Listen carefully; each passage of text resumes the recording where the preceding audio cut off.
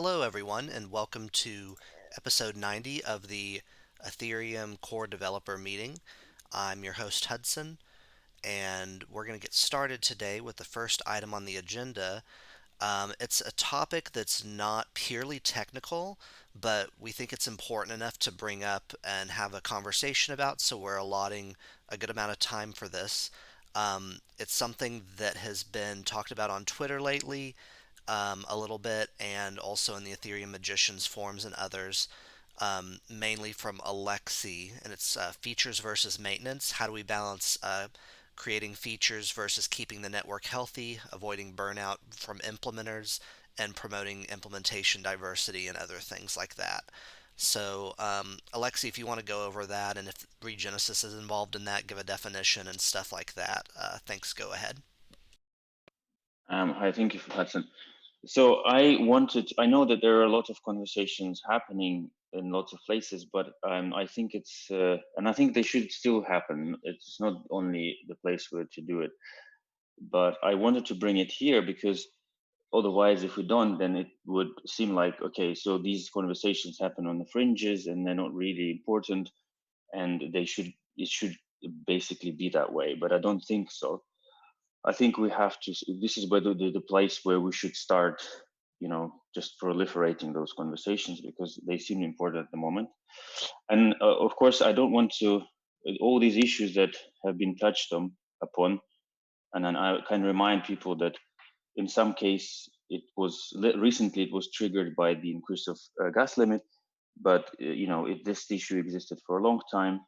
And the things that I could think about is, as Hudson mentioned, are basically, well, the issue number one I think we need to look at is the burnout issue of the implementers, developers, and somewhat connected to that is which I think is related, is the how highly we value the the new features that we add to upon somebody's request versus the changes we would like to run Ethereum easier, to make it actually less critical. Because I think, I mean, the sentiment I'm getting is there is are we some people are actually operating in like a permanently critical mode, and I don't think it's very healthy. I think people need to have a ability to relax sometimes and just step away without worrying that basically the sky is going to fall down because they're not propping up propping it up. And then again, as a separate thing, which is also related, the implementation diversity. I would like to people to talk about how did they feel about the past when we had, I would argue, like a stronger diversity, when there was when the parity had the largest share of the installations, and everybody remembers probably the episodes from 2016 when implementation diversity did save the network from extended downtime. But I remember at the same time, although we had this diversity, but we also had much more of the kind of the competition and rivalry where everybody wanted to say, yes, our implementation is the fastest, is the best, and whatever. So I guess, how did you feel about that as well? So I would like to understand, like, do we want to bring up, if our goal is to bring back this diversity, do we want to keep the competition, or do we want to be more kind of cooperative? And what else? Yeah, so we could start with that. So I don't want to dominate this, so I would like to just people to speak up and say what they think about all these three problems: essentially the burnout, the features versus kind of the maintenance, and to the point of the implementation diversity. Yeah, I can go. So there are a couple of points there. So I totally agree that back in 2016, the diversity we had there was awesome, and it was great. And the guest team has never strived to be biggest, the super majority clients. And that's not what we want. We want there to be diversity so that if we fuck up and there is some denial of service, then the Ethereum entire network does not go down. And we can sleep better at night, and we don't have to feel this constant pressure that Geth is holding the Ethereum network up.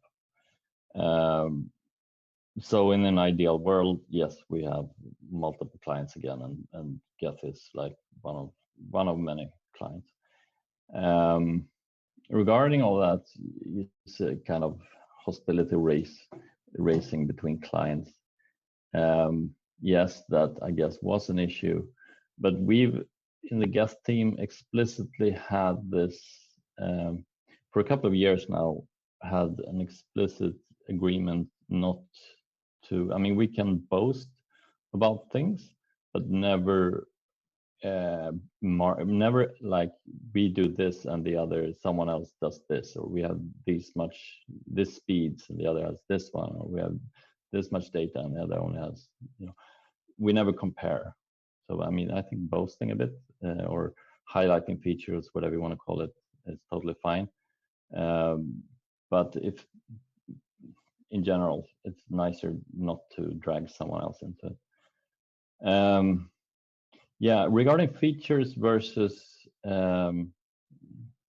long-term stability, or what you may call focusing on like core issues, I think there was a very good initiative. It was kind of started a couple of years ago in Berlin, if I recall correctly, that we need to focus on state and how do we manage state and how do we get it under control. It took a while, but it led to this initiative of the 1x group and researching all these things. And unfortunately, from my perspective, the 1x research camp has not really taken part in all Cordov's calls to the extent that I would have hoped, to help focus the old Cordov calls a bit more in the direction of how do we solve the base layer and and kind of prevent the feature creep from add-on features that do not solve the inherent problems that we try to combat. I don't really mean to criticize the 1x. I mean, I think it's a lot of good things are happening, but I think we need to try to feed that back into the day-to-day or week-to-week all Cordov discussions. Sorry if I hogged this. No, it's actually, this is exactly what these things I wanted to hear. And I would very short comment on the very last thing that you said about the ETH1X researchers not turning up to the Oracle Dev calls. And from my point of view, I mean, I can't speak for everybody, but from myself, I recently was more and more frustrated with the Oracle all core dev calls. It's because it does turn into this kind of very bureaucratic project management calls where we just keep going over these new features. And I want to question, why do we need all these things? Why do we need them now? Are we really ready for this yet? Why do we keep pushing this? Where that's why I was trying to question, why do we need this BLS right now? Why do we need the whatever the subroutines right now? Do we actually want all these things now? Because we do actually have lots of other problems we're solving, and it's simply like I just lost this desire to go into this calls because it was such a chore, and I did not want to speak because it always kind of made me stressed, and I said, okay, I'm gonna just keep myself from from stress. So yeah, anyway, so that was thank you, Martin, anyway. Yeah, just to add a few more thoughts to what Martin already said and what Alexei also hinted at. So essentially regarding client diversity, yes, currently I think Geth is the kind of more or less super majority client. So if there's an issue in Geth, then there's a big problem in the network. even if the network can chug along. And and I would just like to highlight that although I'm super happy that people are using Go Ethereum, it does have its downsides, namely a very concrete example in that we've built an acceleration structure for Geth that should make a lot of things a lot faster. But it is this whole snapshot, right? I've tweeted about it a few times, but it is also super consensus critical. So it's as critical as it gets. And I think the code, we've been sitting on it for over half a year now. It's actually been merged and released in Geth for months now, but we still haven't enabled it. Although I think it was more than half a year ago since we had the last actual issue with it. But the thing is that there's always that risk that we're always afraid of just pushing the button, pushing it out, because what if there's some weird thing that we haven't thought about and we take the whole network down with it? And I think that's a super stressful thing to constantly have to think about, that too much depends on your optimization. So from this perspective, I think it would be super nice to bring back the whole client diversity, even if I'm well aware that that means taking a slice out of Geth's pie. I think that's completely reasonable and completely beneficial for the entire network.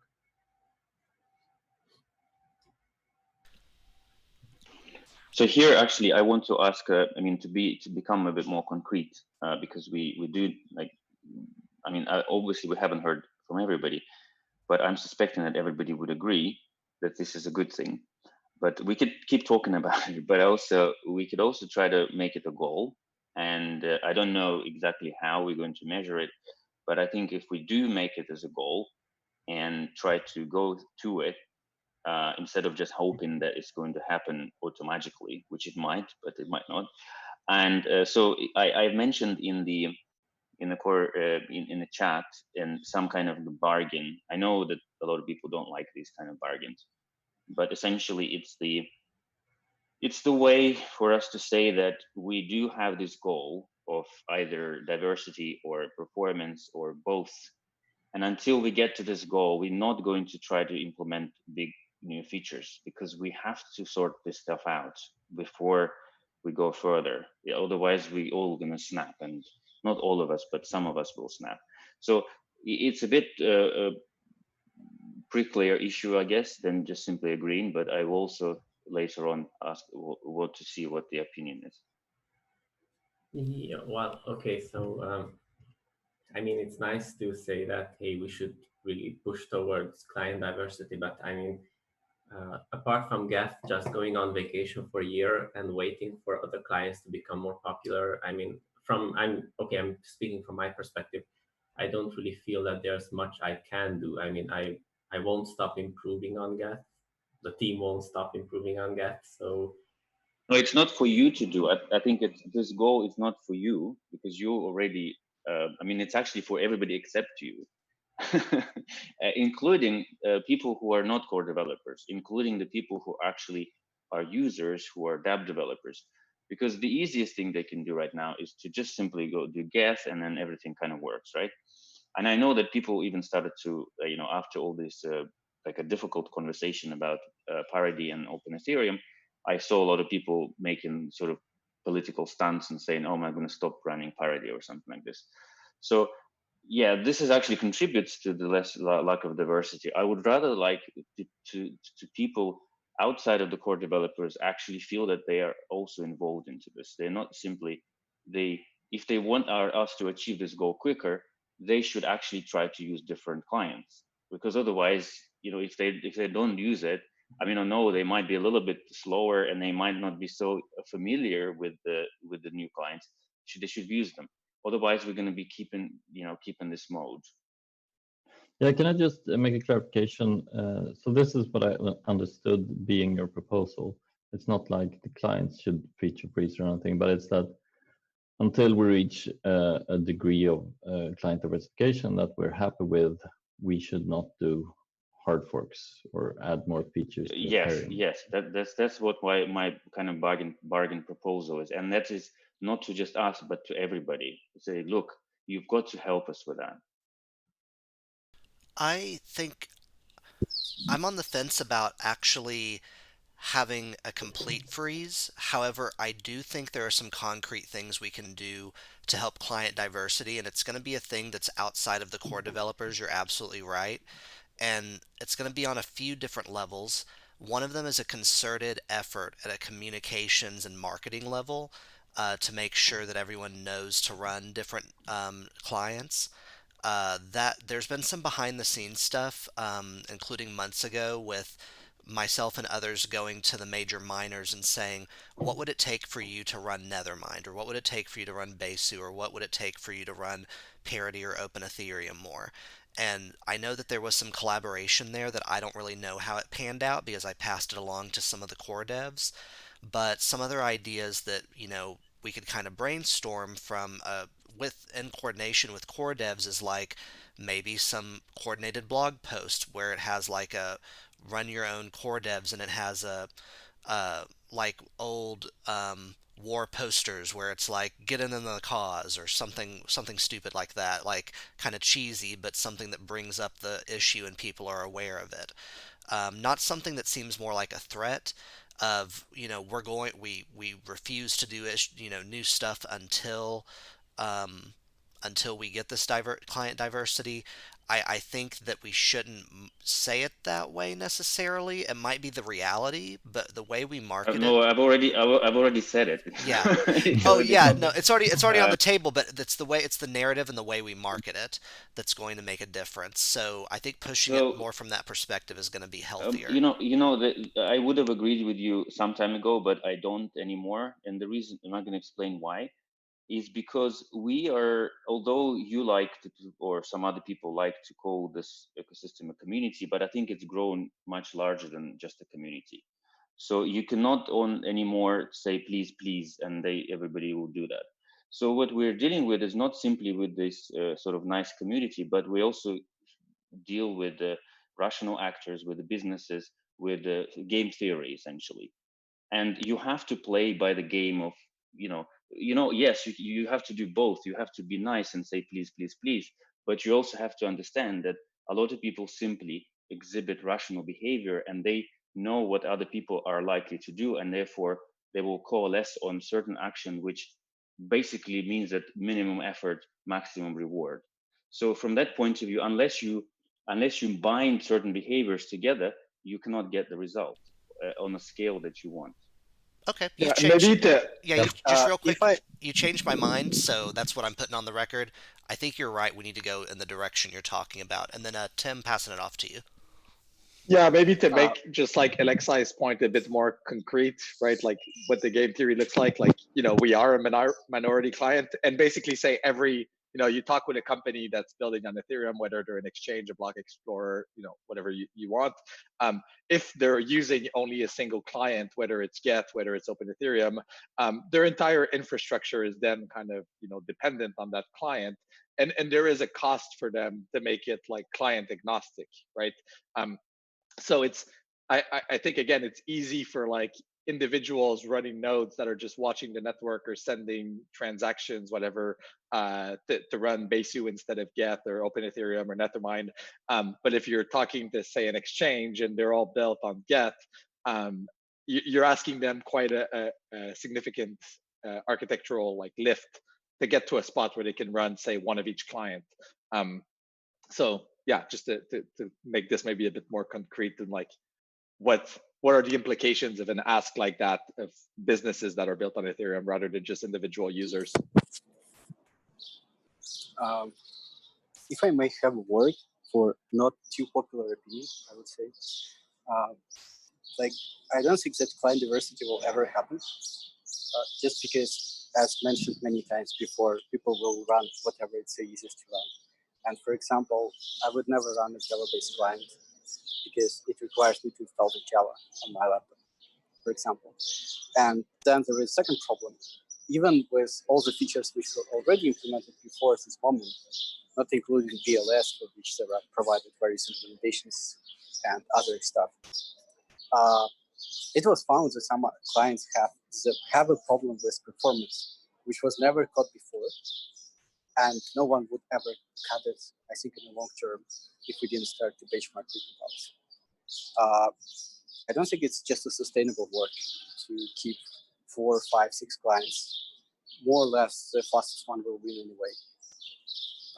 Maybe 2 of them.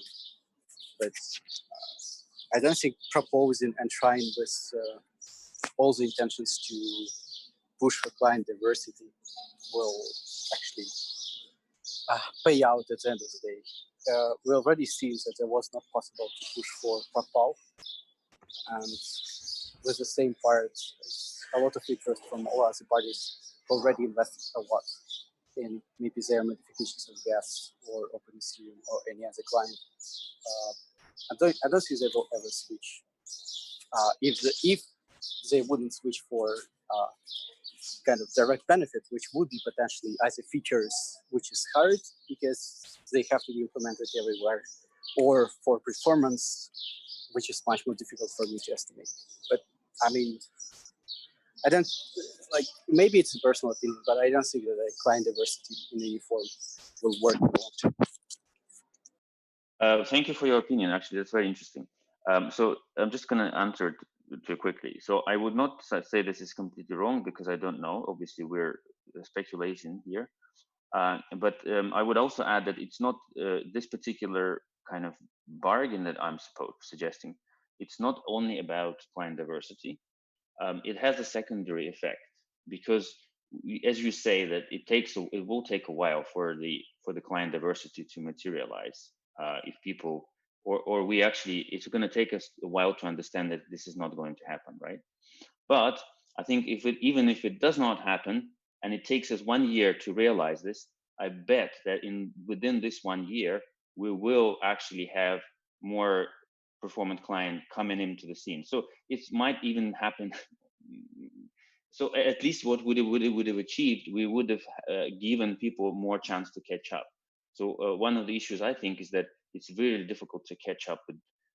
I mean, try to implement something which kind of works, but at the same time to keep adding all these things, it's not actually easy. So it's like trying to catch up with a train that goes away all the time. So yeah, but thank you for your opinion. I mean, to this part, I would only add more or less like one sentence. Having time to build more clients, put their performance equal, implement all the features everywhere is great, but it's only possible because de facto Ethereum is a monopoly. If there would be ever other blockchain which would be competitive with much faster implementation of layer 1 features and blah blah blah, this would never happen. Like, no one would ever care about it. So the clients and the Ethereum core protocol and everything, they wouldn't, like, from my opinion, they would be rushed and pushed to implement more features to stay on par with some other competitors, which is absent on the market at the moment, which makes this problem. And if there would be a competition on a larger scale, then this problem would never emerge in the first place. No, like, maybe not even emerge in the first place, but would be naturally resolved as a result of the competition between rationally active parties. Yeah, I don't agree, because I think it's easy to spin up a new blockchain and add bells and whistles and everything, but a couple of years in, you get to the hard problems of actually managing the state, and that's where we're at. That's kind of what we need to focus on. My aspect wasn't technical. It was also about the existing status quo and the amount of money invested, and, well, historical reasons. It's not just technical aspect, but it's how it is. Could you move away from the birds a bit? I'm having a hard time understanding you with all the birds. That's a problem. They're just outside everywhere. Yeah. I would see, I feel like maybe we should return to like the conversation of solving the burnout of client developers and the pressure that's on clients and the tension for adding, because people want features, but they don't realize what they're doing by having the ecosystem be like this is to inhibit Cordes from being comfortable with putting in new features. and I I don't expect to be comfortable here, with the. I feel totally fine with adding new features. It just puts not that much burden on us. It feels like it's much harder to catch up if you give time to all the teams to settle, because then the teams that are already established will just keep improving what they already have without adding new features. It's not any easier, if you have to compete against stability and performance, because that's what all the teams will do. They have time to focus on their things. They just start improving the code. It's natural for any developer. And that's what we do. That's what we raise. And we feel totally fine with this new features like the EIPs that are coming. They're just 2-3 weeks of work a year. It's not that much. Those calls are taking more time than implementing these features in the end. And they are also important. They're also so fine to be on. And trying to be artificial and preventing this natural course of action where we just have to implement the things that we're expected to implement because we're competing in a reasonable way, right? We're competing with lots of respect for each other. Some fantastic other client teams that I think they're doing amazing work. It's hard work, but in a way, I think why we do that. I mean, it's not like we cannot move away. I think we do that because we think that this is something important. This is something big. This is something that gives you a bit of feeling that you're doing something great, right? Like it's an Ethereum client. It's a huge blockchain. It's a huge task on the side of technology, right? The requirements to understand what you're doing are just amazing, and that's why in the last few years, sorry, didn't that much. Just to add to this, so I would say, like, for example, some of us on Quilt have been working on account abstraction, and it's gotten us pretty deep into the Geth code, and now we've been onboarded to that. And so I think from our perspective, something that's totally valid is, for example, we get an EIP out, but we realize before that moves forward, it's time to double down and help the clients reach better efficiency. So I don't necessarily think always the answer is, don't, discuss new features, don't, work on these new EIPs. Because if you let people do that, they're probably going to become more involved in understanding of the code base as well and able to contribute in these other manners. Peter, And I think one thing. after Tim, let's have Peter go because he raised his hand. Yeah, I was just going to add one thing to, I guess, basically what Thomas just said and Will. It's true. I think also from the Besu perspective, implementing most EAPs is not like a whole lot of work. Like I'd say probably 10% or less than what we spend our time on. I think one challenge, though, is there are a lot of bigger, more complicated features coming down the pipeline. So, Will, you mentioned account abstraction. Our team has been working on 1559.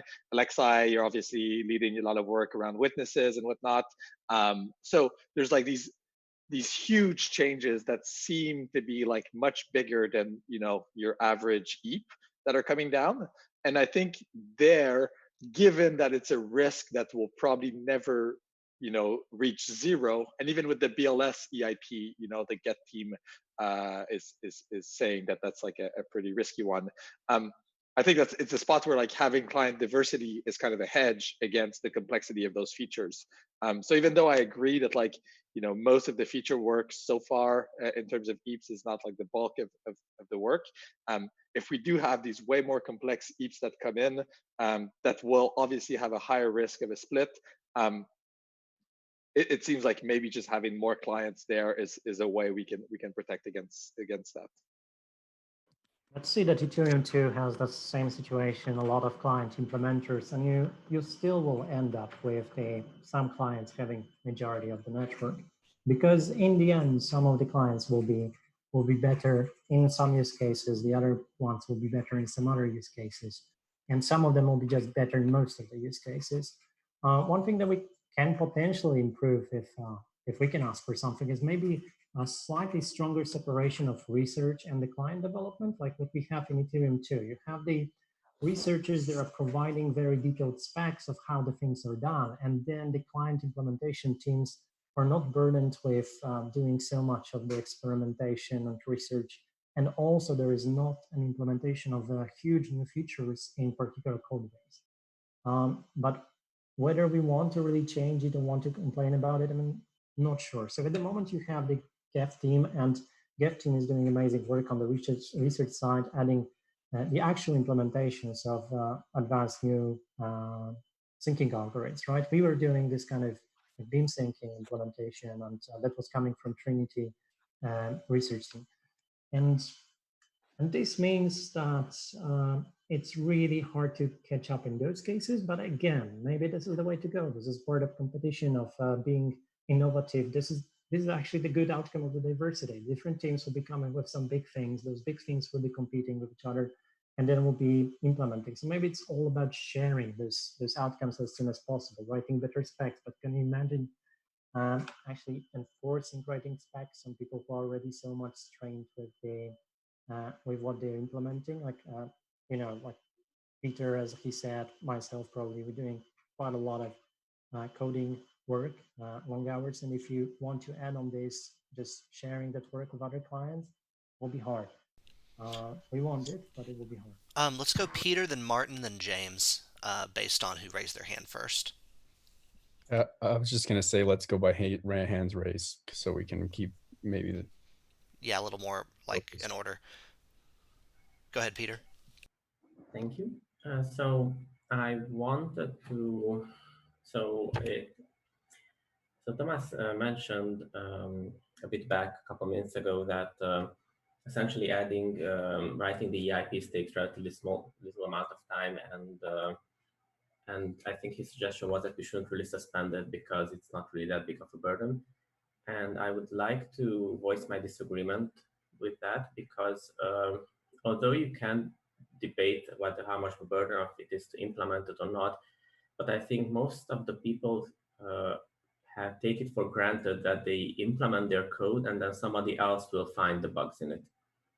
And just to highlight it, Martin and Marius literally took them weeks of fuzzing the various BLS implementations, and I know that we found, I don't know, on order of magnitude 7, 8 bugs in the Go code, somewhere in assembly, somewhere in Go. The last one, which actually is a consensus issue in YOLO, we fixed yesterday or 2 days ago.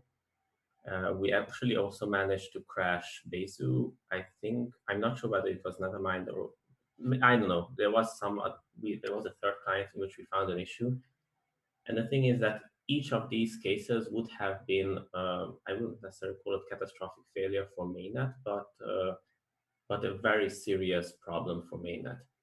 And when people say that, well, yeah, the EIP took just 1 week to integrate, yeah, but there's this random dude somewhere else to whom it takes months to test it and who finds the issues.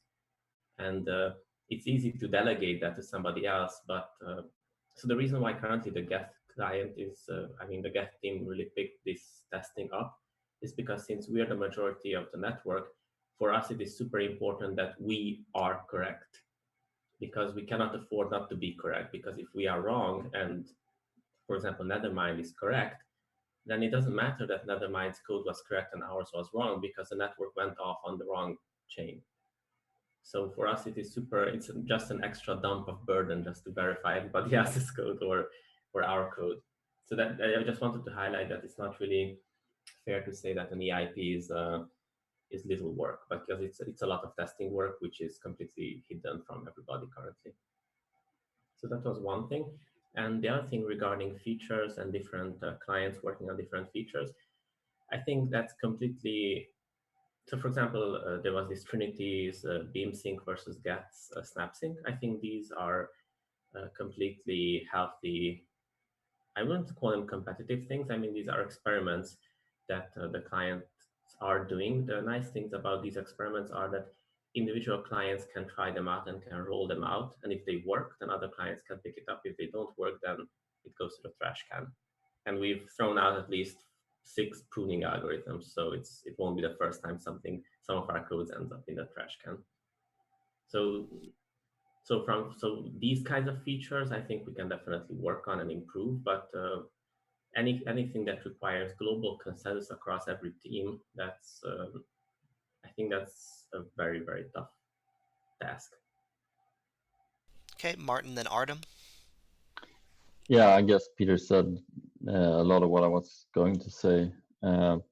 Just wanted to add also that the whole fuzzing of YOLO, I was a bit disappointed because I was hoping that since everything got merged into the clients, we could do fuzz testing based on state test.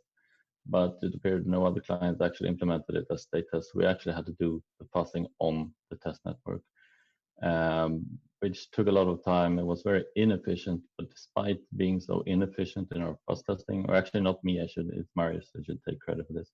We still managed to find a couple of issues. So yeah, I mean, I think the whole, these big features are very dangerous, and the big work is not on the implementation side. Okay, Artem. Yeah, so basically, I just wanted to voice my general agreement with Peter's assessment. I mean, I cannot say if the total feature freeze, whether it is a good idea or not, like an absolute feature freeze. But I would just like to highlight the fact that what seems here is basically the contradiction between goals of a minority client and a majority client. Simply put, the minority client can experiment because if something happens and if there's a consensus issue and the minority client gets kicked off the network, then the network will chug along. But if a client with a large market share gets kicked out, then takes the whole network down with them. So basically, maybe the perfect goal would be to have a lot of minority clients, basically, eventually. And once we attain that goal, then our future experimentation will become a lot easier and it will move much faster. So basically, it is the groundwork for future experimentation. Peter. Oh, I didn't. Oh, I didn't know if you raised your hand or not. No problem. But I'll add a thought now if you gave me the stick anyway. Sure, and then you and then Thomas. So I just wanted say to add something? Sorry. Yeah. one tiny thing that I think. So one. So I think it's been highlighted quite a few times here that one thing that is really hard for smaller clients is actually this whole playing catch up. Is because while Ethereum is a moving target, and you have to do optimizations and networking and whatnot, and everything is moving forward. So one thing that perhaps could be of help is if we somehow, so from Get's perspective, it doesn't make sense for us to put in work that is not beneficial to Get only for some other client. But nonetheless, for example, Trinity had this a proposal of extending the ETH protocol with some request IDs, which Get it doesn't need at all because we spend an eternity implementing our synchronization algorithms to work without it. But if we were to have those request IDs, then it would be super easy for anyone else to implement simpler synchronization algorithms. And I think this is one possible direction that we should explore, namely for example, how can Geth help simplify certain things? For example, how can we roll out tiny modifications to the networking protocols where it doesn't, for us, supporting it would not be too much of a hassle, but it could really cut a lot of burden off from clients who don't want to implement the same horrendous complexity that we did the last 3 years. And I think this is one possible direction which could help onboard clients into the network easier. But I'm sure other clients have other ideas where they think things are too complicated, and maybe we can somehow work together to solve them, where that work isn't necessarily beneficial to the end user, nor is it beneficial to Geth per se, rather beneficial to client diversity.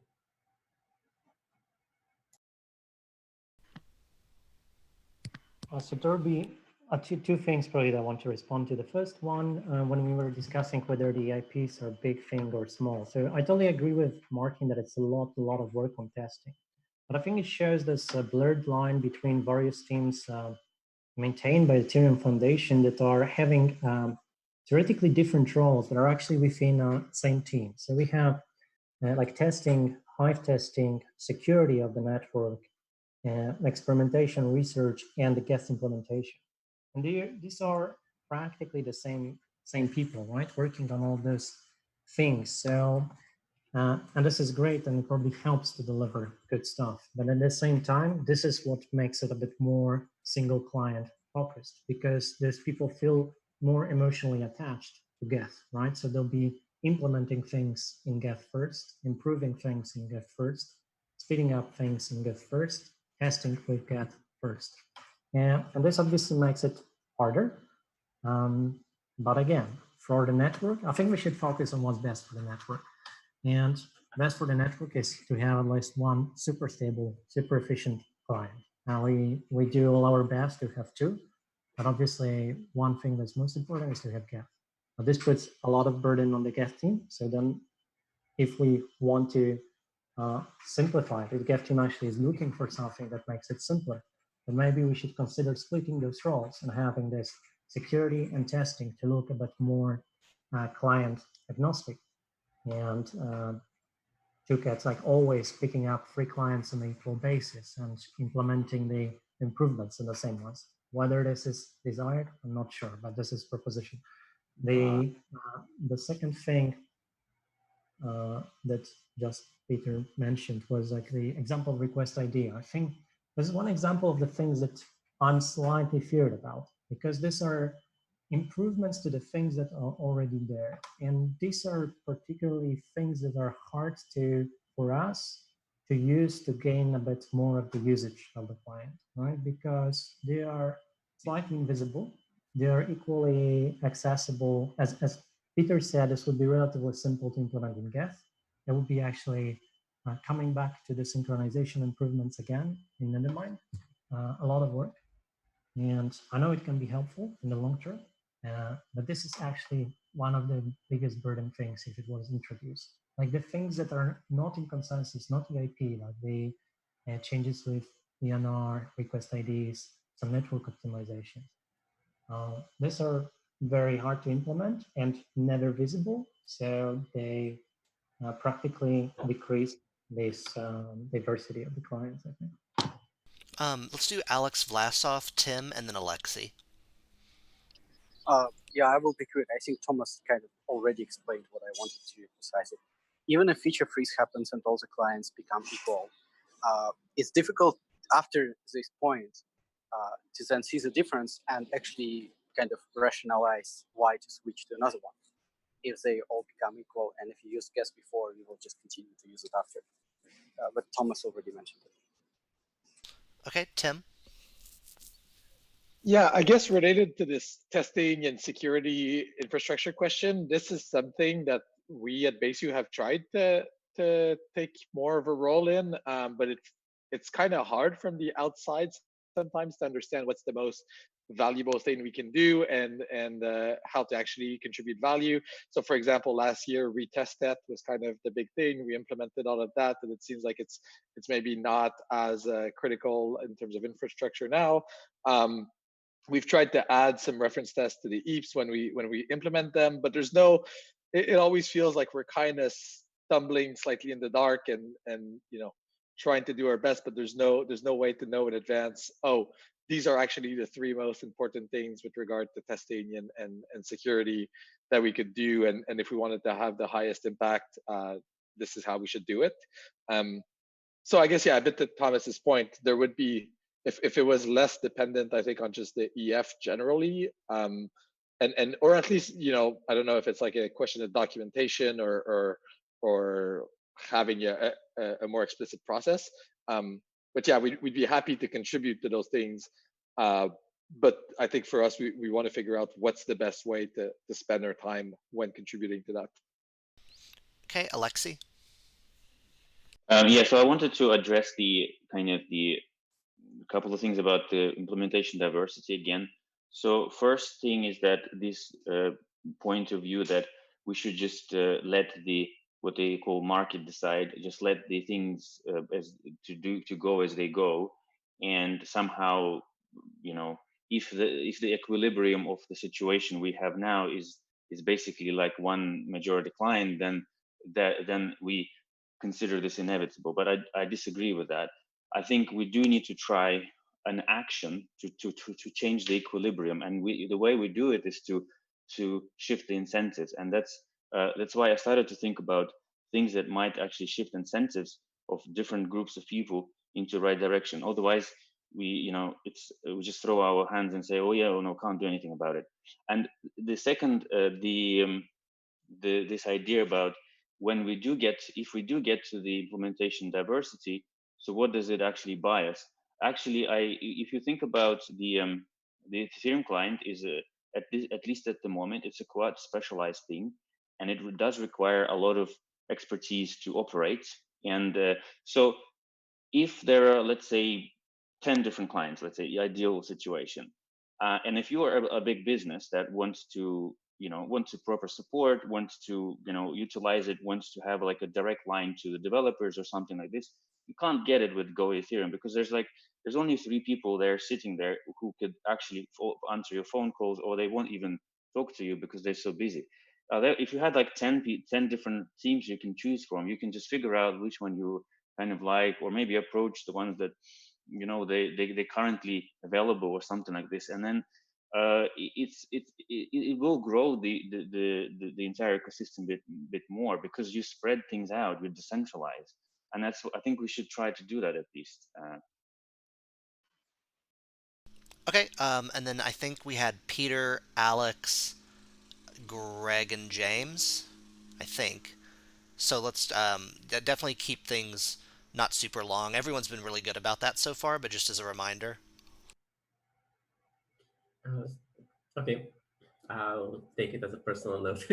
Oh no, it's not personal to you, man. um, so I just wanted to react. Actually, I've reacted to everything before. So regarding Tomas's complaint that essentially the problem he sees is that Hive is run by the Geth team, and testing is run by the Geth team. Not really, but yeah. And he says that he fears that a lot of the problems stem from the Geth team doing all of these things. And I wanted to react to this, that we don't do this because we enjoy doing it. So actually, we really, really hate doing the consensus testing, and we really hate doing all the other stuff. But the point is that since we currently have a huge majority of the network, we kind of feel it as a responsibility that we don't bork the network. So it doesn't matter what other people are doing, as long as we have majority, we will keep on doing it, because that's part of maintaining a client, making sure that it works. So, and you cannot really ask Martin to start doing the tests in Nethermind or etc., because simply we develop in Geth, so and Go Ethereum, and that's where we feel at home, and that's where we are going to continue pushing. And for example, with Hive, the goal was to make it as cross-client as possible, and to share any testing effort across all the clients. So we do try to help other clients too, but at the end of the day, we are Geth developers, so it's fine if you bring up if you can form another team that does this testing or that testing. Although there, I kind of still have the feeling that people are deflecting. So that instead of making sure that their clients work correctly, we're just, hey, just hire a testing team that will automatically solve the nasty work. And I think that's every client who wants to become really a majority client, they kind of have to realize that most of the maintenance is dirty work, and it's relatively rare that you get all the glory of hey, you shipped a new feature. Anyway, I don't remember what Alexis said, so I can't answer any more after that. All right, I think next was Alex Vlasov. I already used my recent hand, so Oh, it's okay, it's just probably still up. sunset. Okay. You have to click the lower hand button to lower it. Oh, there's a lower hand button. I didn't know Yep. that either. Greg, I think you were next. I think you're muted, Greg. Okay, found the button. I do think to some extent Geth having a big majority is inevitable. It just is in this sort of market. It's not a game theory issue, it's a market issue. Someone mentioned the integration issues. Once you have it integrated into a system, unless we have an actual plug and play standard, you can't just take Geth out and put something else in if there's a problem. And given that, it's just not acceptable to have three people trying to develop and maintain and test this client. And I don't know how to solve that problem, but freezing features on the whole system, I don't see that really helps a whole lot. We don't put that many new features in. Um, we It's our job to be the gate on that. I just see the Geth team as ridiculously understaffed for the purpose of managing a network with so much value riding on it, and that's so important to the job that it does. And I don't know how to fix that, but if that isn't fixed, freezing features, anything like that is just not going to happen. And the minority clients are not likely to compete on that level. They're going to compete by fitting into places in the market where Geth is not going to fit, like people who need actual commercial arrangements. There are companies that simply won't use open source software. They want somebody to sue when things go wrong. And they want 24-hour customer support. They want things that Geth will never provide. So it's not for us to try to make the market do what it's going to do. That it's just a market issue. And I won't take much more time. Thanks. Okay, James, then Tim, then Martin. The distribution I don't think will change. Like the equilibrium as it is won't change unless we do something. I think that's a fair assessment. The other part I wanted to make sure from Alexi that we've talked a lot about client diversity, and I want to make sure that that is hitting. If there's other parts of this that we should be talking about, I want to make sure that those get highlighted as well. For the talking about client diversity, this might be radical, but this would totally work if we said for 1559 or some change that the community wanted that we required a certain set of diversity and quantified that before we're comfortable deploying it, then we would get an army of people who are trying to get client diversity to happen. So I'm thinking about next steps and concrete action items for approaching this. I've been spending a lot of, previously I've been helping with ETH1X and kind of getting that. The last couple of weeks, I felt like what I wanted to do with that sort of happened. And that perhaps I could change that time and effort with the ETH1X stuff and then move it to being towards client diversity. And it fits in the realm of hard fork coordination if we talk about it that if we set the standard of the more complex a change, then the more we require client diversity to happen to implement it so that it's safer for everyone and better for the client developers. Okay, Tim, if you had something, I saw your hand was down, so I wasn't sure if you still had a comment. Forgot to lower it after I spoke. Okay. Martin? Yes, I just wanted to talk a bit about the test situation. Also give a hat tip to Karim for good work from the BC team.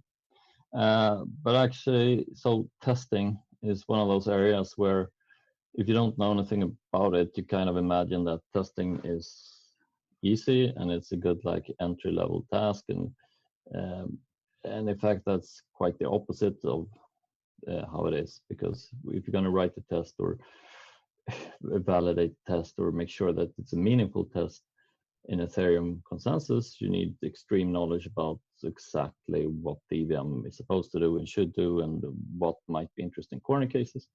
And similarly for like the dev peer-to-peer tests that we have in Hive, it requires a fairly low down knowledge about how the peer-to-peer networking works. And it's actually something that you probably, I mean, you probably know client implementers are the ones who have this knowledge to write these tests. So it's kind of a tricky situation, and it's hard to add new people, because these new people will almost by definition either not know sufficiently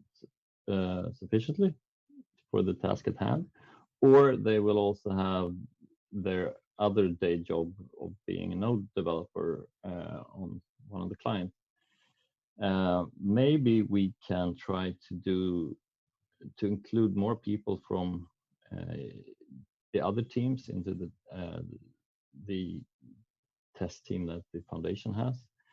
We also have a weekly fuzzing call, which so far it's me and a few more, one guy from 2.0, and we talk a bit about fuzzing. I would be totally open to opening that up a bit more, so other clients can also partake and understand the kind of challenges and what they can do in their clients to make fuzzing easier and make that effort go more smoothly. About a year ago, I mean, a long time ago, we had the fuzzing call where also parity folks were involved, but I think he left, and I guess that's a problem. People leave after a while. Yeah, so what I meant to say was that let's try to do something together with the testing, and I'll try to reach out to some more teams and see if you guys can volunteer one, or like have one person who can join some calls now and then and assist with testing in some way, shape, or form. That's it. Okay, so Open Ethereum and Besu both jumped on the chat and said they'd be happy to contribute. Alex Vlasov said that they're curious as well. We'll go to Thomas, Alex Vlasov, and then Alexi to bring it back in. I think that interestingly, some of the suggested solutions here are actually definitely going in the different direction and promoting diversity. First of all, when we say that Geth team is understaffed, of course it is, and it will always be, even if it had 20 or 30 people. It just will be developing faster, better, more stable solutions. Not saying that they are not fast and good now, but it's any project where you're on the market and competing against a single other client will always make you feel understaffed. If you add more people to the team in Geth, which I'm not saying you shouldn't, then you make it harder for other clients to compete because we need bigger budgets to match it. Which means that I need to ensure that commercially we bring in more clients, more customers to be able to continuously maintain the mainnet solution on the same level as Geth, because that's what we have to do. We have to ensure that the mainnet is supported in Nethermind equal or better or slightly worse than Geth, and then we can only ensure with our customers that they feel confident to run Nethermind. But it means that it requires more funding. And the funding sources are different across different clients, right? Some of them will come with some SEO money, some of them will come from funding from foundation, some of them will come as a funding from the commercial customers plus maybe grants, or a mixture of all of those. And if we talk about diversity, obviously it's really hard to avoid topics of funding, because the funding will be shaping somehow how these clients operate. Like from my perspective, I agreed to participate this market of Ethereum clients on these rules, based on those rules that were known to us, right? And I won't be protesting against any changes that will make Ethereum stronger. But obviously, if you want to set the goal of increasing diversity, then suggesting that one team is understaffed and then it should be centrally funded more, it's decreasing the diversity. And the other thing is like testing. Somehow we actually contributed. Like the one person is working on testing full time now, like working with Hive and so on, JSON RPC testing now. But the invitation to participation from other clients, again, this is additional burden, right? So while I totally understand it's huge amount of work, effort from Dev team, this is actually what helps us a bit. Like they get accepting that because they are bigger, there are some functions that are slowing them down. The things a bit more responsibility, taking a bit more of the burden of testing, even if others are a bit sloppy here, because it was easier for us to just catch up always, to join slightly later at the testing phase, because that helps us to catch up in general. Okay, Alex Vlasov.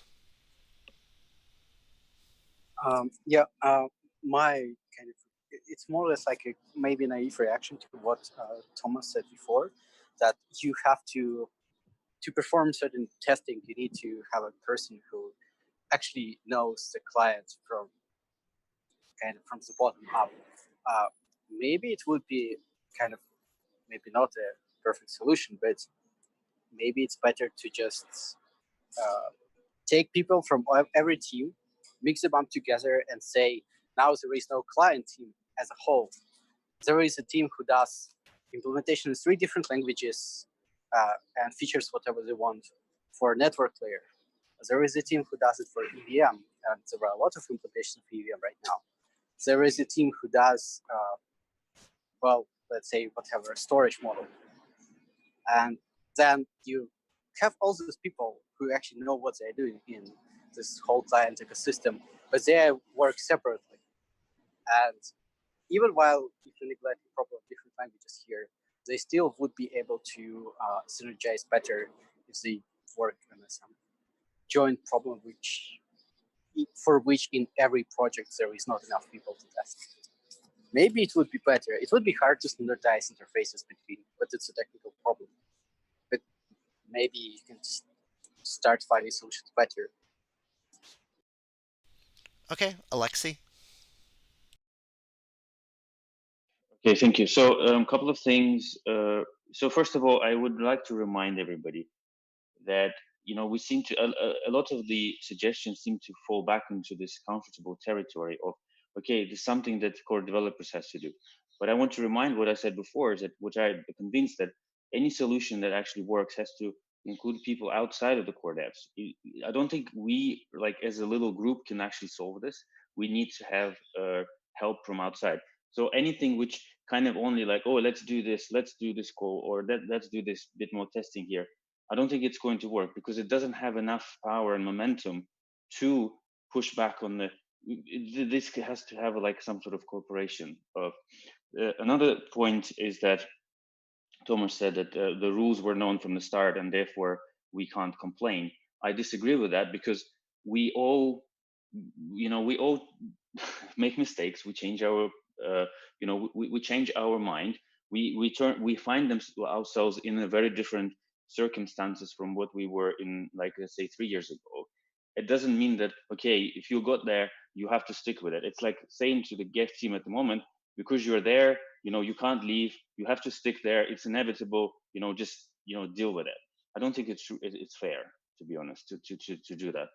And another one from a comment to what Greg said about the market.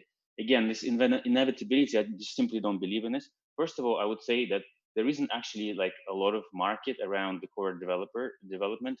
There isn't really. I mean, I don't know if somebody probably did manage to make it commercially viable, but at the moment it's simply run on some sort of subsidies. So that's why I prefer to talk about game theory rather than the market, because the market doesn't exist from my point of view. But the game theory does exist. We know that certain people act in certain ways because we are basically providing them with something. And the question is that how are they using this? How do we want to be crushed by this desire to satisfy other people, or do we not? And to the Martin's point about fuzzing, I want to emphasize that at some point I started to kind of fall in love with fuzzing. Unfortunately, I can't spend any sort of serious time on this right now, but I would love to. And I think this is a very often overlooked area, which is like it's a blooming area of computer science. And I think this definitely has to be, people definitely need to grow this kind of skill. That's it. James, you're muted if you're talking. I was muted and not talking. the the I wonder what other kind of like I would like for, I think this discussion is important that we're having. I think it's identifying some underlying things that have caused friction among the core devs and the community. So I want to make sure this turns into things we do things about, and perhaps we can have a discussion about what that actually entails and who was a part of that. Yeah, so building on top of that just a little bit, I want to remind everybody that this will continue in the Gitter chat and probably an Ethereum Magicians thread, would be my recommendation. Since that you can only talk about so much for so long in a call, and the organization isn't long form like a magician's form can be. So just that. And something I was kind of wondering, um, either Alex Bergzazi or Vitalik or someone else, is there something from ETH2 that they're doing that like, or they're doing with the community, or getting some kind of outside coordination from people to do like client diversity? Is there like a plan for that, or anything we can learn or obtain from that? And one thing that we did do at the beginning, which kind of learned from ETH1's experience, is like just not accidentally create a situation where one client has a big head start. Like in 2015, the big problem is basically that Geth was like the only client at the beginning, and that created a bit of a kind of self-reinforcing equilibrium. But that does seem like something that's harder to like it's advice that you can give to a new project, but like it's harder to see how to turn that into a kind of an actionable recommendation for an existing project. And unless, of course, like something happens, like when ETH1 actually ends up merging with ETH2, then like we deliberately try to kind of get different ETH1 implementations talking to the different ETH2 implementations or something like that. But like, you do need a pretty kind of serious shock for that.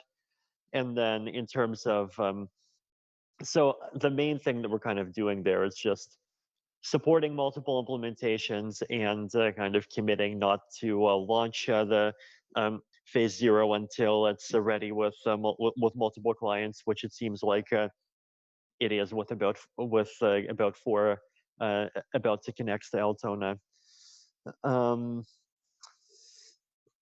don't think there's that much other kind of special stuff yet, like because everything is still kind of in construction and testing phase. Like we're not really at the point where we can have conversations about like who's going to develop, who's going to focus on speed, and who's going to focus on enterprise, and who's going to focus on getting some fancy new syncing protocol out to people who want to beta test it faster and so forth.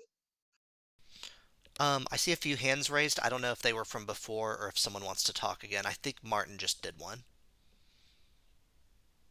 Yeah, I'm not sure if I was the first though. I would just like to suggest something also concrete in the same vein which Alexei proposed, and that would be to take a hiatus from Berlin planning for like July, and not basically shelve it and then discuss it again back when in August. That could be helpful. Who else has an opinion on that specific course of action, that kind of concrete plan? I would agree, and I would say that the reasoning is the BLS precompile is complex enough that it requires an amount of either client diversity or things to really consider safely deploying. Okay.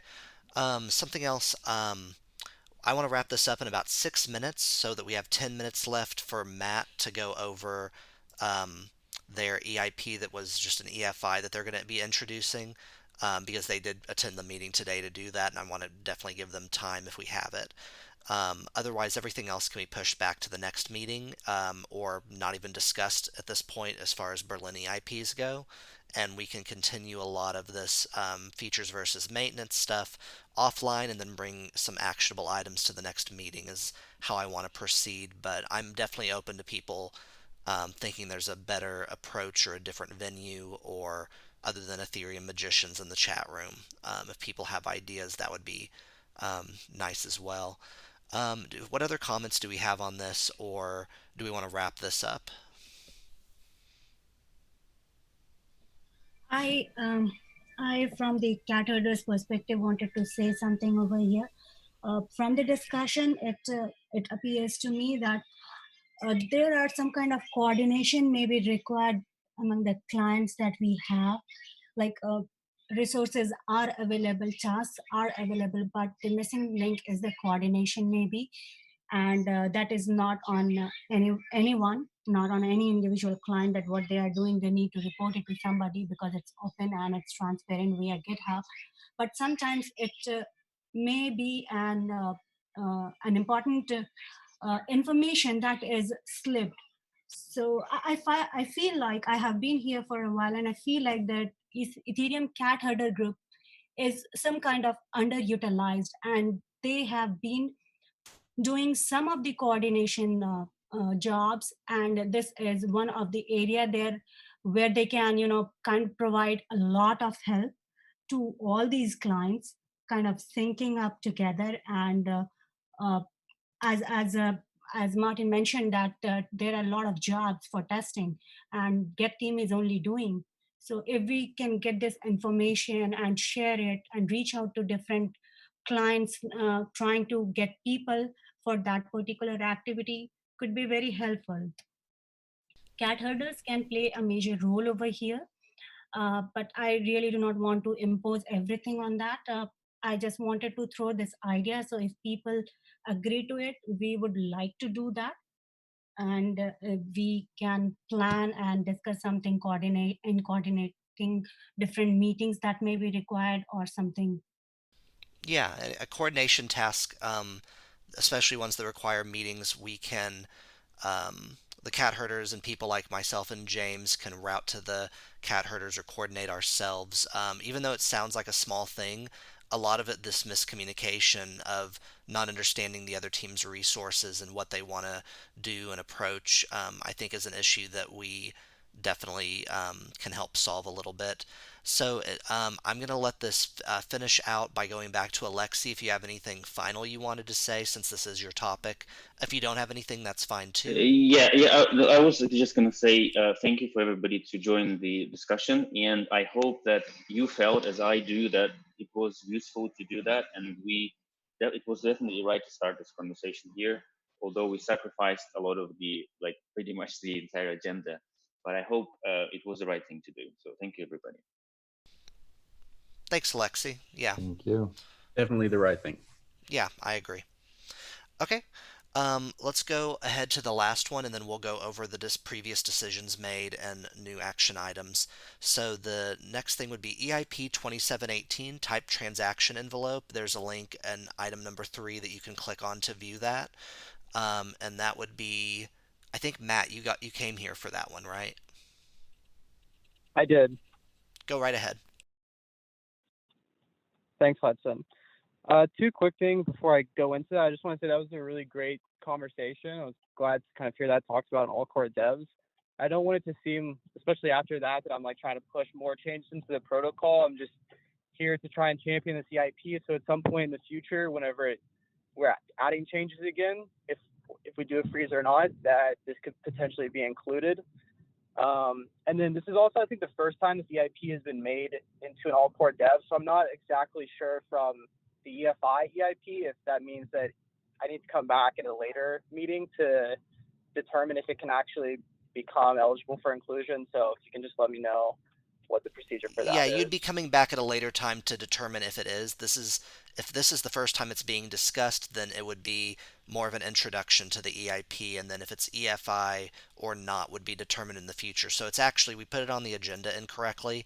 That's our fault because it's not EFI. This is more, it does say Okay. EFI review, but yeah, that's just to clear it up.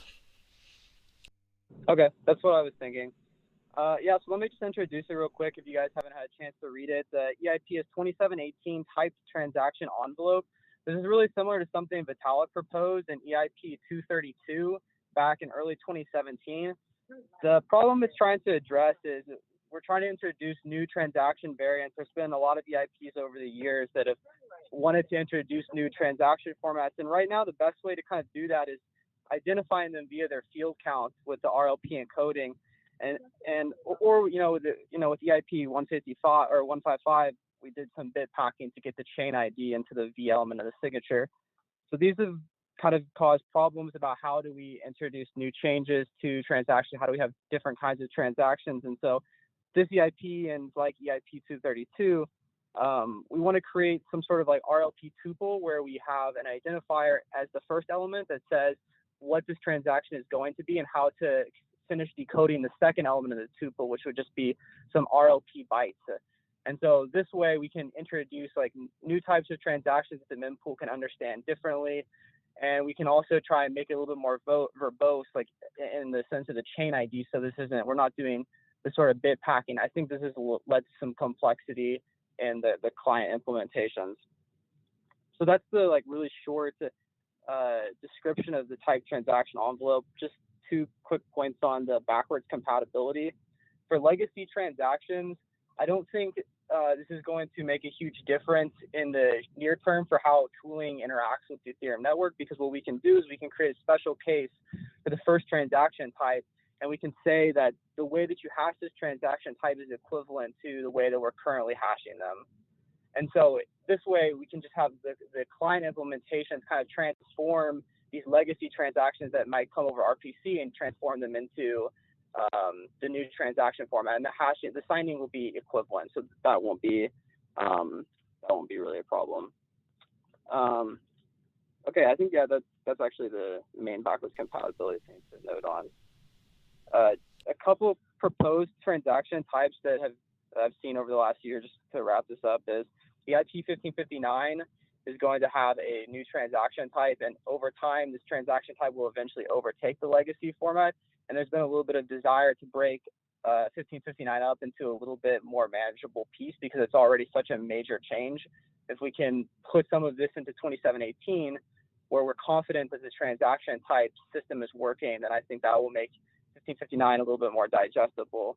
There's also 2711, which is sponsored transactions, which actually is the thing that preempted this type transaction envelope. And this is going to let people with no Ether potentially have their transactions included on chain by being paid for a sender. 2733, another one for this transaction type, is transaction packages. This will allow some sort of batching format so that we can do kind of like ERC20 approve and transfer transactions atomically.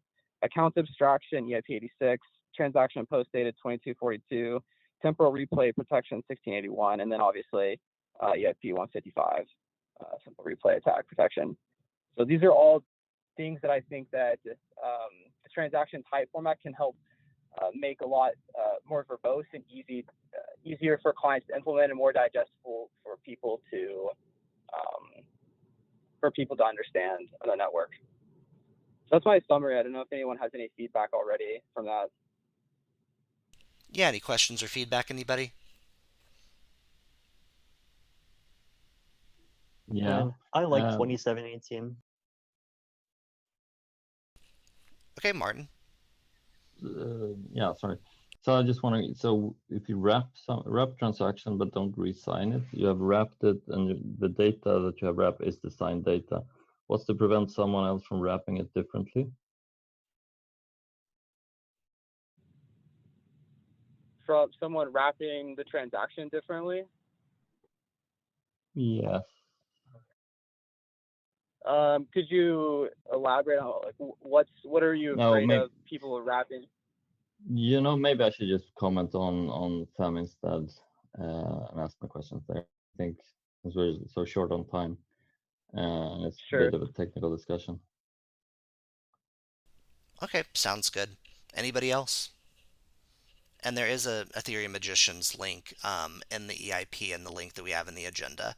Or rather, click the link in the agenda and there will be a Magicians link in the EIP page. Okay, we have a couple minutes left, or actually more like 6 minutes.